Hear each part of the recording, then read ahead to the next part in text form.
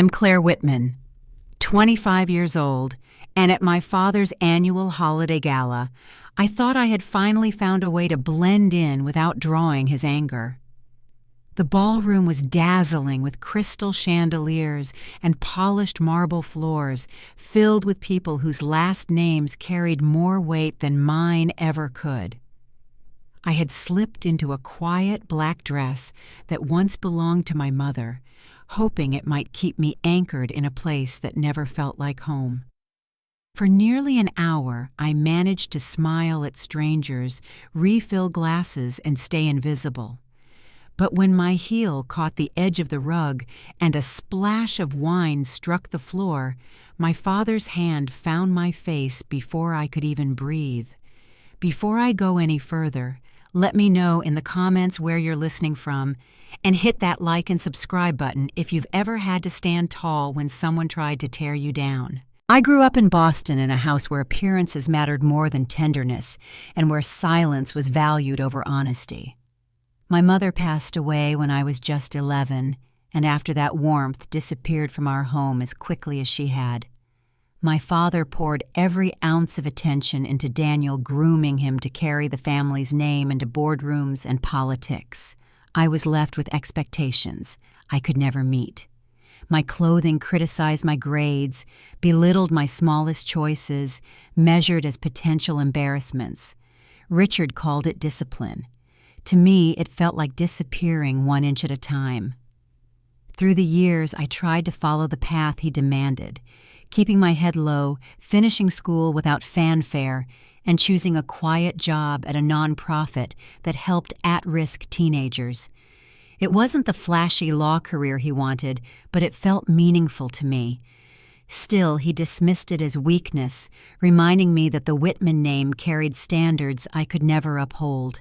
Daniel learned quickly how to nod, how to stay polished, and how to be the son Richard paraded with pride. I, on the other hand, became the daughter he kept on a short leash, the one he never trusted to speak without fear of embarrassment. That winter night at the gala, I thought perhaps I could survive the evening without incident.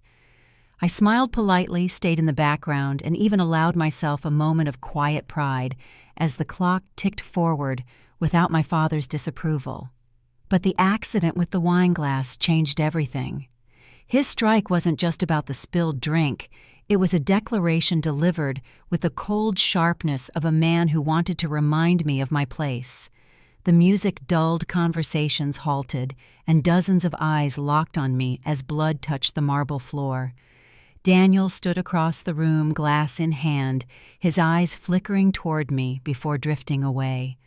His silence was heavier than the blow itself. I didn't break down in front of them. I steadied myself, gathered what dignity I could, and walked out past chandeliers that glowed as if nothing had happened. My heels echoed against the stone driveway until I reached my car where trembling hands met a frozen steering wheel. Behind me, the party carried on, as if my pain were nothing more than a minor disruption. Ahead of me, I could only feel the raw truth settling into place. That was the night when the facade shattered, and I began to see my family for what it really was. But what happened after I left the mansion would test me even more deeply, because the calls waiting on my phone weren't born of concern, but of control. The night I left the gala, my phone would not stop buzzing. When I finally set it on the dresser and looked at the screen, there were already dozens of missed calls from numbers tied to my father, to Daniel, and to the estate's office line. The messages weren't about whether I was safe. They were demands firm and insistent that I not speak, not create a scene, not allow what had happened to move beyond those polished walls. None of them carried concern. They carried only control. I sat there on the edge of my bed, my face still sore, my lip stiff from the cut. I pressed a tissue to it, though the bleeding had stopped hours before. What lingered was the sound of his voice, the way the word useless had rung out like a command, something said not just for me, but for the entire room. And then came the voicemail. Richard's tone was steady, measured the same one he used when he negotiated contracts or addressed shareholders. He called the night unfortunate, told me accidents happened, and insisted I not make it worse by embarrassing the family further. His words felt like stone meant to bury what he had done beneath layers of dismissal. A message from Daniel followed soon after. He urged me to keep calm, not to let emotions cloud my judgment, and to avoid ruining what he called what's left. The weight of those words sat heavy.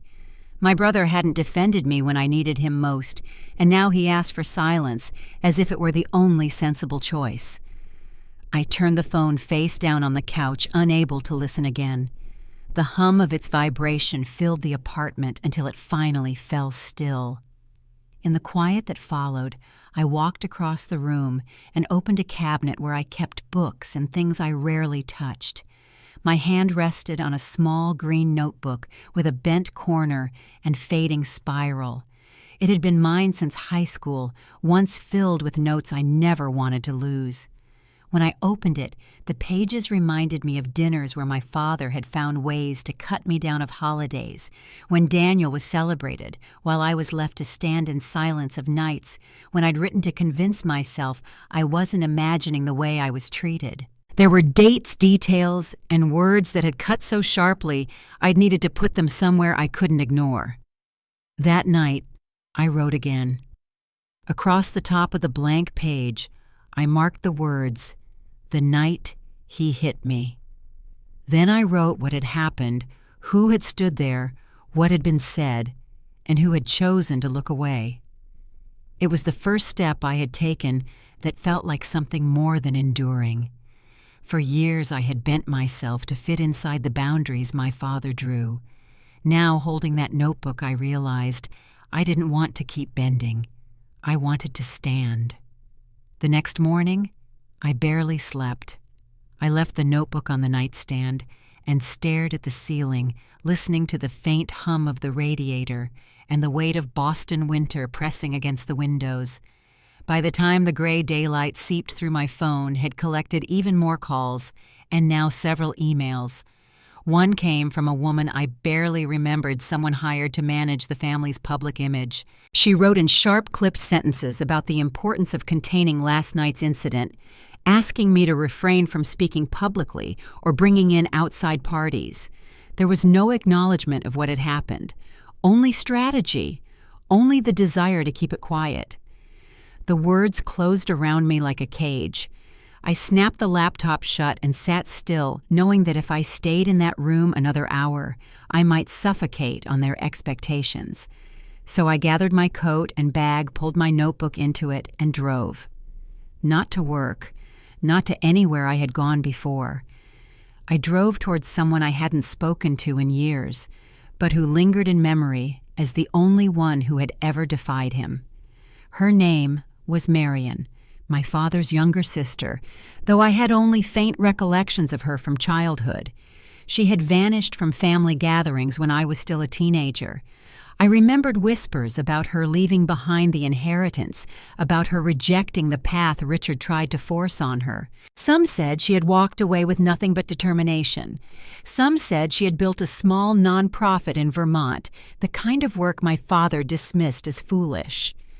The details never mattered to him, only that she had refused him. That alone had erased her name from our table. I found her address in Somerville tucked in the notes of an old Christmas card. The buzzer on her building still bore her name. My hands trembled as I pressed it, not knowing if she would remember me, let alone open the door. But her voice came through soft and steady, and after I gave my name, she buzzed me in without hesitation. Her apartment was filled with warmth that felt almost foreign. Stacks of books lined the shelves, photographs of dogs and mountains leaned against the walls, and the air smelled faintly of tea. She stood by the window, her red curls now softened with silver, but her eyes as sharp as ever. When she turned to me, her words were simple. "I've been waiting for you." I told her everything, from the gala to the slap to the calls that followed. She didn't interrupt. She didn't try to soften it. She listened, her gaze steady, her hands around a mug of tea. When I finally trailed off, she set the mug down and said, Your father once did the same to me. Not with his hand, but with words. Enough times in enough places that I began to believe him. I stared at her, the silence stretching before I asked, "What did you do?" She smiled faintly. I walked away. Then I built a life so solid, he couldn't shake it with a single word. Those words settled into me. She told me the truth of why my father feared voices like hers and like mine, because they couldn't be controlled once spoken. That afternoon, I stayed in her small guest room, the one with a narrow bed and a crooked bookshelf. For the first time in days, I felt safe. Before leaving me for the night, she handed me a blanket and said, "Tomorrow we start." She didn't explain what she meant. She didn't need to. I lay awake staring at the ceiling, hearing the faint sounds of the city outside her window. My father's voice still echoed in memory, but now there was another one, hers, reminding me that silence wasn't the only path. Tomorrow I would begin to learn what it meant to break away. That first night under Marion's roof was the calmest I had felt in days, yet my sleep was restless. Every time I closed my eyes, the sound of my father's voice returned hard and sharp as it had been in the ballroom. When the morning light finally pushed through the blinds, I sat up and realized I had spent half the night gripping my old notebook as though it were a lifeline. The bruises on my cheek had already begun to fade, but the weight in my chest had not. By the time I walked into the kitchen, Marion already had the kettle whistling. She poured tea into a chipped mug and slid it across the counter without a word. Her quiet presence was steady, like she knew I needed silence more than questions. I sipped slowly, my hands trembling against the ceramic. The hum of the radiator filled the gaps between us until I finally spoke. "They just want me quiet," I said, my voice catching. "Every call, every message. Not one of them asked how I was."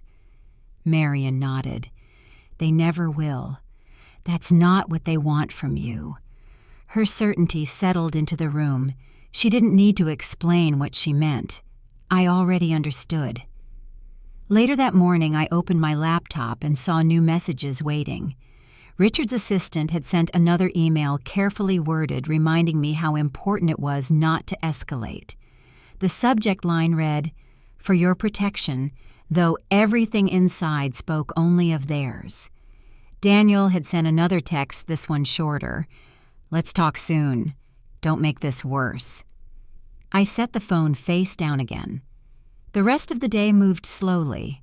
I paced Marion's apartment, stopping now and then to read the notes I had written years ago in my journal. They were sharp reminders of things I had once tried to forget. Richard dismissing my acceptance to law school, Daniel receiving gifts while I received silence, and the endless lectures about being grateful for even the smallest scrap of acknowledgement. Seeing those words again filled me with a mix of anger and exhaustion. I wondered how many times I'd convinced myself that maybe I was too sensitive, maybe it wasn't as cruel as it felt. That evening, Marion sat across from me at the dining table with a stack of folders she had pulled from a box marked with my father's name. Inside were records, letters, and old emails that painted a clear picture of how he operated, always with intimidation, always with the same expectation of silence. "He's been doing this for years," she said softly. "To me, to business partners, to anyone who stood in his way." She paused, watching me take it in. "The difference now is you've begun to write it down." I closed my notebook over the latest entry, my hand resting on its cover. She was right. For the first time, I had proof that wasn't just memory or feeling. It was words documented in black ink, too clear to deny. That night, I lay awake again in the guest room, the city's faint hum drifting in through the window. I stared at the ceiling, the words from my brother still echoing, "Don't make this worse." The meaning was clear. To him, worse wasn't the slap or the silence afterward. Worse was speaking worse, was refusing to fold back into the shadows. The loneliness of that realization pressed harder than the bruise on my face. In the days that followed, I stayed with Marion. She gave me space, but also left quiet reminders of her support, a warm cup of tea, a blanket folded at the foot of the bed, or a notebook placed on the desk when mine was already filled. The messages from home didn't stop. Richard's voice came through once more in another voicemail, his words clipped, his tone polished. He said I had embarrassed myself, not him. He said there was still a way to put this behind us. He never once said he was sorry. Daniel's silence grew heavier too. His last message had been curt, and after I ignored it, there were no more. I checked sometimes, expecting to see his name appear again, but the screen stayed blank. That absence cut deeper than the messages themselves, because at the end of it, I wasn't sure if he was protecting himself or if he truly didn't care. Each night I wrote. I recorded the things I remembered most clearly, the birthday when my presence was called enough, the dinner when I was told to smile less, the family gathering, where Richard joked that I was between jobs when I wasn't. I wrote them all down one after another until the pages blurred with my own handwriting. The notebook became a map of small cuts that had been easy to overlook alone, but impossible to ignore when laid side by side. One afternoon, I set the pen down and pressed my hands to the paper. What am I supposed to do with all of this, I asked aloud, though Marion wasn't in the room. The silence that followed wasn't empty. It felt like a pause before something larger. When Marion returned that evening, she found me sitting at the table surrounded by open pages. She studied them, then studied me. "You're beginning to see it," she said. "It's not just one night. It never was. It's a pattern, and it's been there all along." Her words stayed with me long after she went to bed. I sat in the dim light of the guest room, my pen resting in the crease of the notebook, my phone buzzing again on the desk. The screen lit with another call from home, the name glowing bright in the dark. I didn't answer. I just let it ring steady and insistent until it faded into silence. For the first time, I realized the silence I chose for myself felt different from the silence forced on me. One carried weight, the other carried peace. And that small difference was enough to keep me writing, enough to keep me holding on. What I didn't yet know was that the silence would not last. My father was not done, and neither was my brother. The next message would arrive soon, carrying with it a new demand and a new threat, forcing me to decide how far I was willing to go. The morning after I let the phone ring itself into silence, Marion was already at the dining table when I emerged from the guest room. The table was covered with folders, loose papers, and an old laptop balanced on a stack of envelopes. A thin stream of sunlight cut across her glasses as she looked up at me. "It's time," she said simply.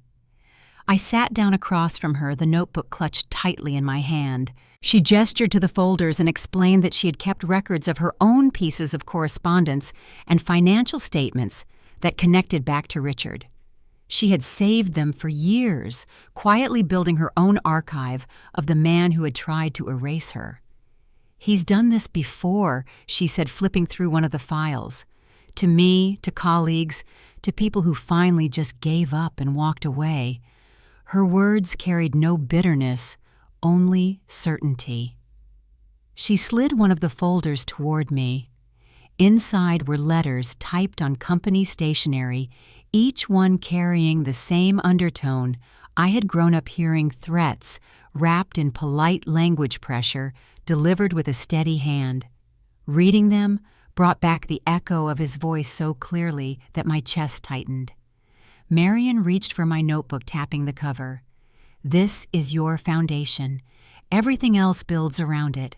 Write every detail you remember, even the ones that feel small. Dates, places, who was present, what was said. All of it matters." I opened to a blank page and wrote slowly, deliberately, my hand steady despite the heaviness in my chest. I recorded the fundraiser last fall when Richard had told a reporter I was between jobs. I noted the Christmas when Daniel had been given a new car while I was told my presence was enough.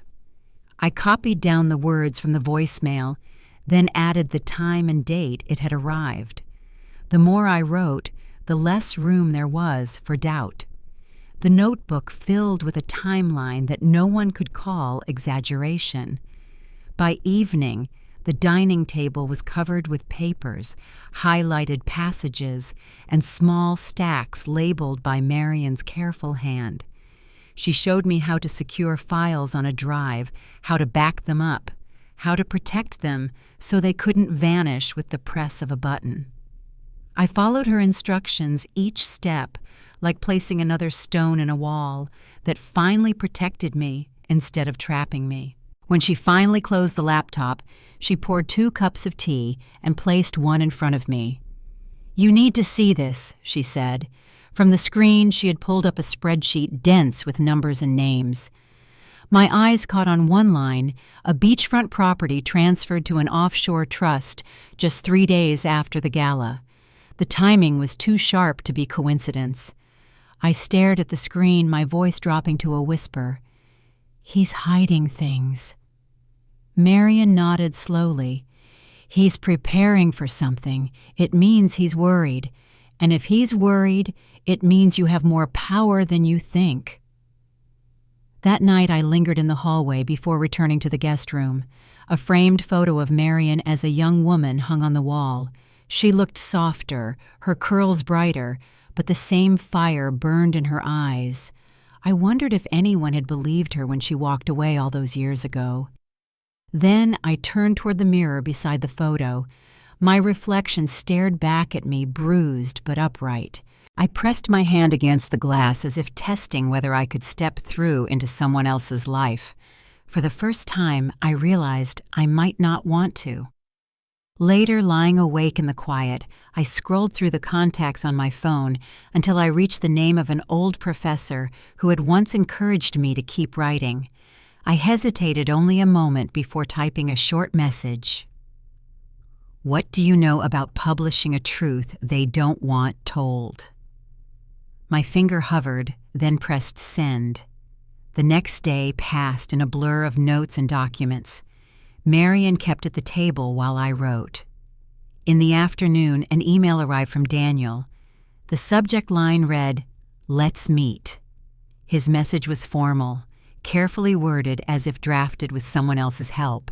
He suggested a private meeting with Richard present, just the 3 of us, no media. He promised it would be a chance to make things right. I read the email twice before showing it to Marion. She studied the words, then looked up. "Go," she said finally. "Not for them, for you, to see them without the mask." That evening I walked the streets near her apartment, the cold biting at my cheeks as I thought about what waited. The city moved around me, people rushing to trains, headlights cutting through the dusk. I stopped at a crosswalk and closed my eyes, picturing the conference room where I knew the meeting would take place, walls bare, lights harsh, no music to soften the silence. For once, there would be no audience of donors or friends, just us. Back at Marion's, she placed her hand lightly on my shoulder. "Whatever happens in that room," she said, "remember this, you don't owe them your silence anymore." I nodded, my chest tight but steady. I knew the call would come soon with the final details. When it did, I would step into that room with nothing left to lose and everything to prove. The meeting was set for a Tuesday afternoon in a law office downtown. Marion insisted on driving me, but I told her I needed to walk in alone. The air outside bit at my cheeks, and the clamor of traffic faded the closer I got to the building's glass doors. I paused there for a moment, steadying myself, then stepped inside. The receptionist gave me a practiced smile before leading me to a private conference room on the 12th floor. The space was bare white walls and fluorescent lighting humming overhead. I sat down at the long table, folding my hands to keep them from shaking. The door opened a few minutes later, and Daniel came in his navy coat draped perfectly over his arm. He gave a nod, quick and businesslike, without meeting my eyes. Richard entered next, his assistant close behind. She placed a folder in front of him, then quietly left, leaving the door to click shut behind her. He settled into the chair opposite mine with the same composure he carried into boardrooms, leaning back slightly as if he owned the air around him. "Claire," he said, his voice clipped. "You look tired." I didn't answer. Daniel cleared his throat, his eyes fixed on the table. "We're here to make this right." Richard leaned forward, sliding the folder across the table. "You made a mistake. That's forgivable. But what you're doing now, speaking with Marion, digging into things that don't concern you, that's reckless." I met his eyes. "Slapping your daughter in public is reckless." His jaw tightened. It was a moment of frustration. "You embarrassed me." I reacted. "It happens." A bitter laugh escaped me before I could stop it. "You hit me in front of 100 people, and somehow, you're the one embarrassed." Daniel finally looked up. "No one is saying it was okay, Claire. But there's a way to move forward without blowing this up any more than it already is. There's no clean way to bury abuse," I said quietly. Richard tapped the folder with one finger. "This is a non-disclosure agreement. Sign it and we move on. You receive a settlement discreet and dignified. No more noise, no more damage." The word hung in the air. Dignity. He said it like it was a commodity he could buy and return to me once I had signed my name away. I pushed the folder back across the table. "I'm not signing anything, and I'm not staying silent." His eyes sharpened. "You realize if you go through with this, we'll respond with legal action, character witnesses, documentation of your instability." Daniel shifted uneasily. "We don't want to go that far." I turned to him. "Would you let him hit your wife?" The color drained from his face. "Would you let him hit your daughter?" His silence was heavy, his gaze fixed on the table once more. "Then why is it different when it's me?" My voice didn't rise, but each word cut sharper than the last. Richard's voice dropped to a low growl. "This rebellion ends now. You've always been emotional dramatic. Marion filled your head with this nonsense. Without this family, you are nothing." I stood my chair scraping the floor. "No, it begins now." He rose as well, his voice raised, echoing off the walls. "You think Marion can protect you? You'll be back. You always come back." I paused at the door, my hand on the handle. "You don't know me at all. That's the only reason you thought I'd stay quiet." I walked out without slamming the door. I didn't need to. The silence behind me was louder than anything I could have said. The hallway outside was stark and quiet, my footsteps steady as I made my way toward the elevator. My hands shook, but not from fear, from release. For the first time, I had stood in front of him and not folded. When I stepped back into the cold air, the sky was heavy and gray. I pulled my coat close, watching my breath fog in the wind. My chest felt tight, but underneath it was a steadiness I hadn't known before. I didn't go back to Marion's right away. I walked the city streets for nearly an hour, letting the noise of traffic and the rush of strangers carry me forward. By the time I finally returned, the lights in her apartment were glowing warm against the dark. She looked up from her laptop as I stepped inside. "Are you ready?" she asked simply. I nodded, sinking into the chair beside her. My notebook, the files, the recordings, they were all there on the table. We had everything we needed. That night as I wrote until my hand cramped, I knew the choice had already been made. There would be no return, no compromise, no silence. Whatever came next, I was ready to face it. Back at Marion's apartment, the dining table had become the center of everything. Piles of papers were sorted into neat stacks. My notebook sat open with fresh pages filled, and 2 drives blinked faintly with backups of every file. Marion worked with calm efficiency, showing me how to encrypt documents and draft emails that couldn't be traced. I copied down her instructions, feeling steadier with each step, like I was finally learning how to protect myself in ways that mattered. That night, I wrote for hours.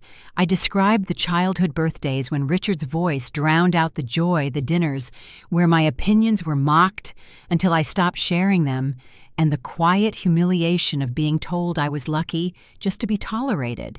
Each entry seemed to grow heavier on the page, yet lighter inside me. By the time I set the pen down, I realized the story was no longer just mine.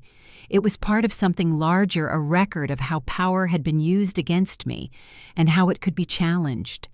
When Marion returned from the kitchen with tea, she slid her laptop in front of me. "You should see this," she said. The screen showed a spreadsheet of property transfers, one line highlighted in yellow. A beachfront parcel in Cape Ann had been moved into an offshore trust just 3 days after the gala. The timing was sharp, almost panicked. I leaned closer. "He's moving assets," I whispered. Marion nodded. "He's bracing for fallout. He knows you're not folding this time." Her words were steady, but her eyes held something harder, a recognition of the battle ahead. Later, when she went to bed, I lingered in the hallway. A framed photo of her younger self hung above the crooked bookshelf, her curls brighter, her smile freer. But the same determination burned in her eyes. I stood there for a long moment, wondering if I carried that same strength, if it had survived inside me through all the years of being silenced. The mirror beside the photo caught my reflection. Bruised, tired, but upright.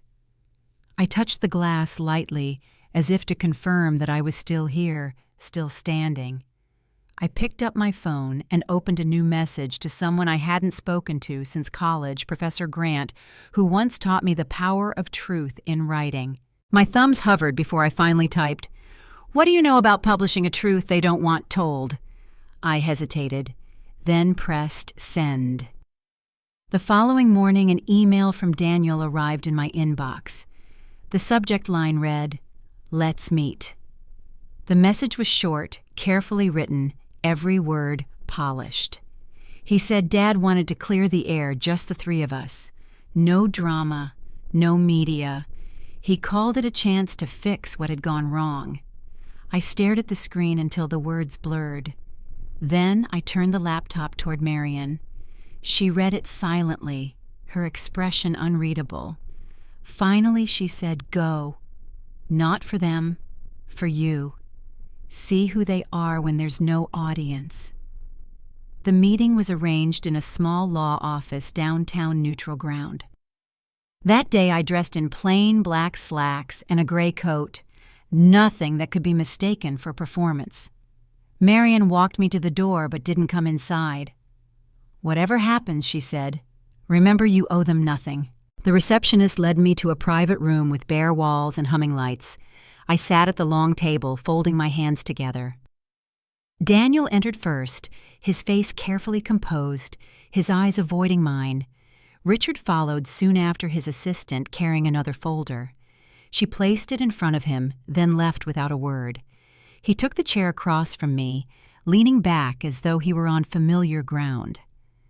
"Claire," he said smoothly, "you look tired." I didn't respond. Daniel cleared his throat. "We're here to make this right." Richard leaned forward. "You made a mistake. That can be forgiven. But what you're doing now, dragging Marion into this, looking into matters that don't concern you, it's reckless." I met his gaze. "Slapping your daughter in public is reckless." His expression hardened. It was a moment of frustration. "You embarrassed me." I reacted. "That's all." A hollow laugh escaped me. "You humiliated me in front of everyone, and somehow you're the one embarrassed." Daniel shifted uncomfortably. "No one's saying it was okay, Claire. But there's a way to handle this without letting it spiral further." "There's no clean way to handle abuse," I said. Richard slid the folder across the table. "This is an agreement. Sign it, and we move on. You receive a settlement, and this ends quietly. Dignity intact." The word hung heavy. Dignity offered like a commodity he could return to me if I complied.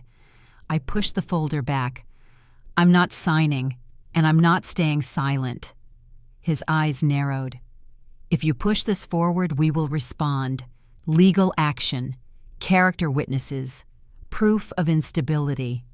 Daniel lifted his hands as if to calm the air. We don't want it to go that far. I turned toward him. Would you let him hit your wife? His face went pale. Would you let him hit your daughter? The silence that followed was sharper than any answer. Then why is it different with me?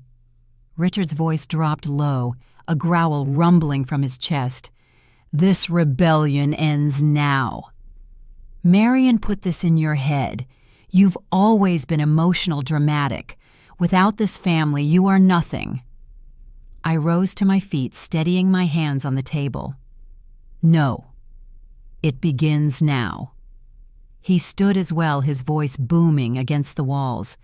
You think Marion can protect you? You'll come back. You always come back. At the door, I paused with my hand on the handle. You don't know me. That's the only reason you thought I'd stay quiet. I left the room in silence. I didn't slam the door. I didn't need to. The hush behind me was louder than anything I could have said. Outside, the winter air wrapped around me, sharp and bracing. My steps carried me forward, each one lighter than the last. For the first time in my life, I felt the weight shifting. Richard had shown me who he was when the mask dropped. Daniel had shown me who he was, too.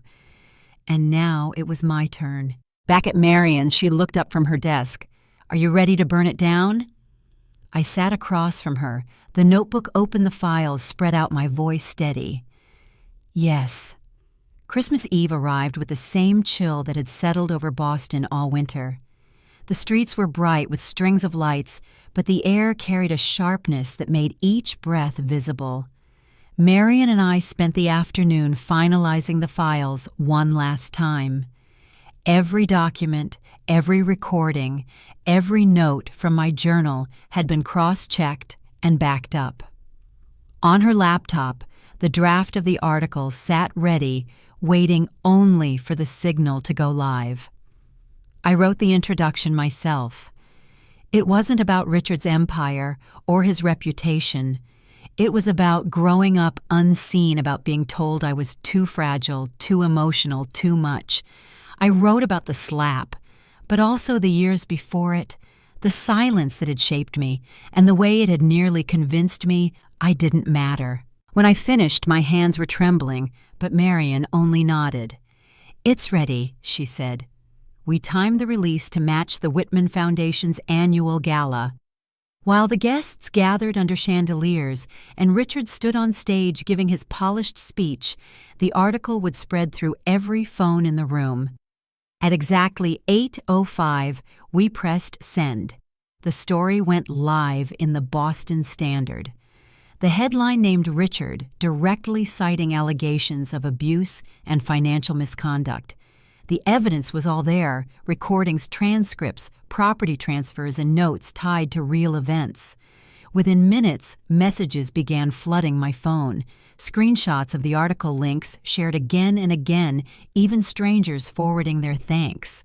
I didn't have to be in the ballroom to know what was happening. I could picture it clearly: Richard at the podium, Daniel standing beside him, the crowd buzzing as phones lit up across the room. Guests whispering, donors shifting uneasily, the sound of clinking glasses replaced by the murmur of disbelief.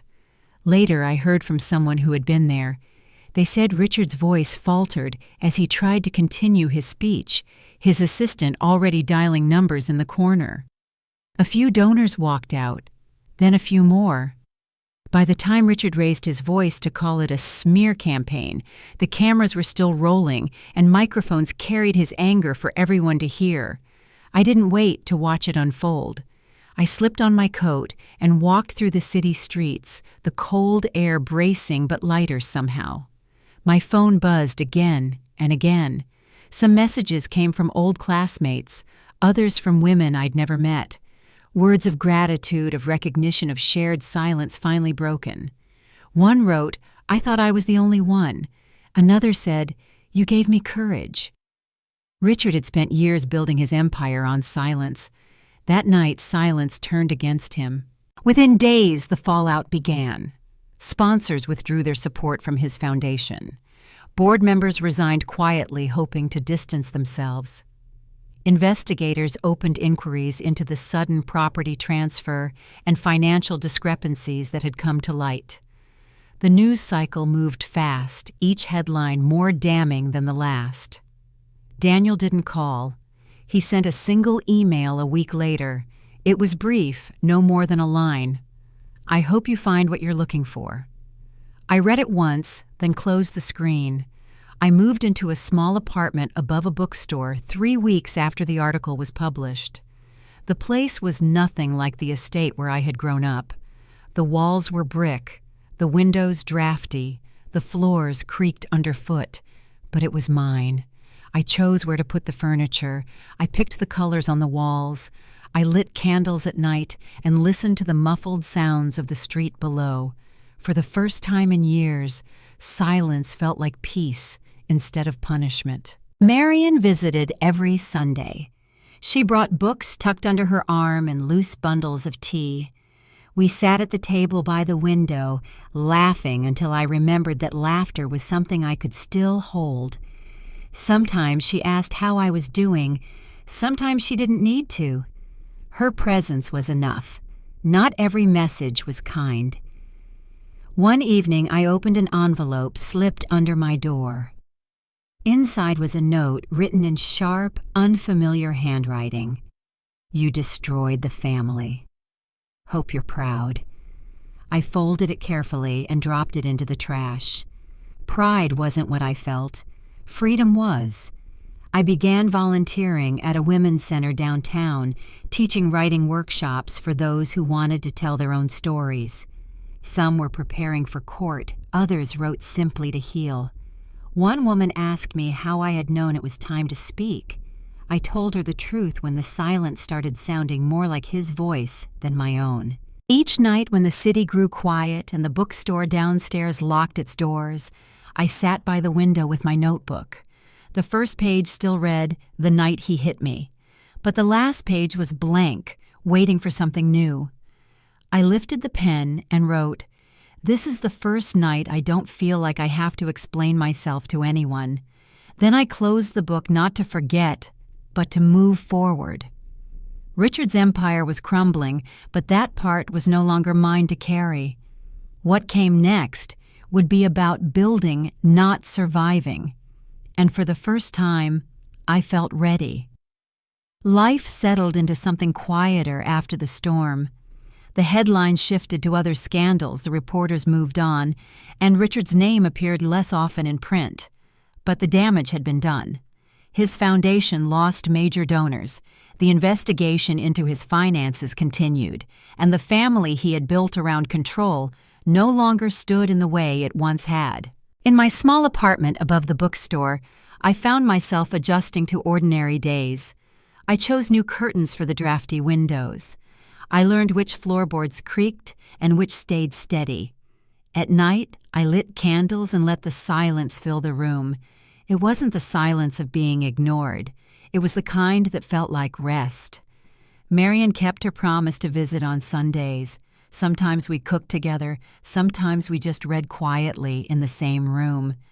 She didn't press me about what came next. She knew I was learning to build life at my own pace. Each week she left with a smile, and each week I realized more clearly how much strength she had given me simply by standing beside me. Daniel stayed distant. Apart from that single email, there was nothing more. I no longer checked my phone expecting his name to appear. Whatever his reasons, his silence had told me enough. It was a loss, but not one I needed to chase. I devoted my time to the Women's Center guiding writing workshops where others put their pain into words. Some were nervous at first, their hands trembling as they began. But slowly, line by line, their stories unfolded. I recognized in their faces the same doubt I had carried, the same fear that no one would believe them. Watching them discover their own voices gave me purpose in a way I hadn't known before. One evening, I opened my old green notebook and read the first page again. The night he hit me. I traced the words with my finger, then turned to the back where the newest entry waited. This is the first night I don't feel like I have to explain myself to anyone. Closing the cover, I realized I didn't need to write another word in it. That notebook had carried me as far as it could. I wasn't Richard's useless daughter. I never had been. What I carried forward now wasn't his judgment, but my own choice to live freely, without apology. That was the dignity he could never give me because it was mine all along. And if there's one lesson I'll leave you with, it's this. Sometimes silence protects those who harm us, and sometimes silence is the space we create for healing. The difference lies in whose choice it is. Thank you for staying with me through this story. If you've ever found strength in breaking free, I'd love to hear where life has taken you. Share your thoughts in the comments, and remember to subscribe if you'd like to hear more stories like this one.